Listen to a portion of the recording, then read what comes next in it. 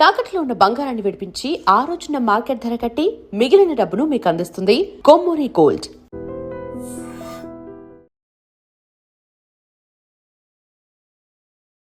BCCI ప్రకటించిన 2025-2026 central contract విషయంలో team India star fast bowler Jasprit బుమ్రాకు కాస్త అన్యాయం జరిగినట్టే కనిపిస్తుంది. బీసీసీఐ గత నెలలో ప్రకటించిన సెంట్రల్ కాంట్రాక్ట్ విధానం నుండి A+ కేటగిరీని తొలగించింది. అజిత్ అగార్కర్ నేతృత్వంలోని సెలక్షన్ కమిటీ ప్రస్తుతం ఉన్న 4 గ్రేడ్ల విధానాన్ని రద్దు చేసి కేవలం 3 గ్రేడ్లు మాత్రమే ఉంచాలని చెప్పినట్టు సమాచారం. రోహిత్ శర్మ, విరాట్ కోహ్లీ టెస్ట్ T20లకు రిటైర్మెంట్ ప్రకటించిన తర్వాత నుంచే సెంట్రల్ కాంట్రాక్ట్లో మార్పులు రావడం ఆశ్చర్యకరంగా మారింది.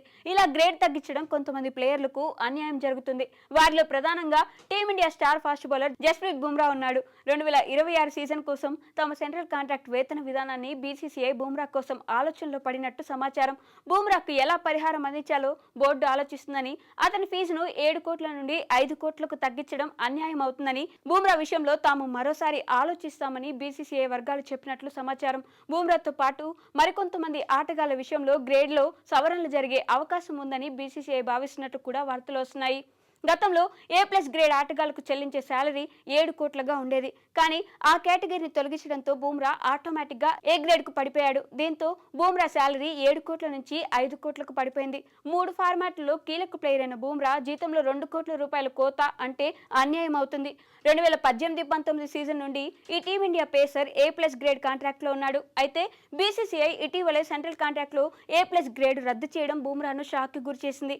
3 ఫార్మాట్లో ఆడే బిగ్ మ్యాచ్ ప్లేయర్కు వీలైతే శాలరీ పెంచాలి గానీ తగ్గించడంలో అర్థం లేదని వాదనలు వినిపిస్తున్నాయి. ఇక అక్షర్ పటేల్ సెంట్రల్ కాంట్రాక్ట్ విషయంలో కూడా అన్యాయం జరిగినట్టు తెలుస్తుంది. 3 ఫార్మాట్లు ఆడడంతో పాటు T20 ఫార్మాట్లో వైస్ కెప్టెన్గా ఉన్న అక్షర్ను C గ్రేడ్లో ఉంచి కేవలం ₹1 కోటి ఇవ్వడం షాకింగ్గా మారింది.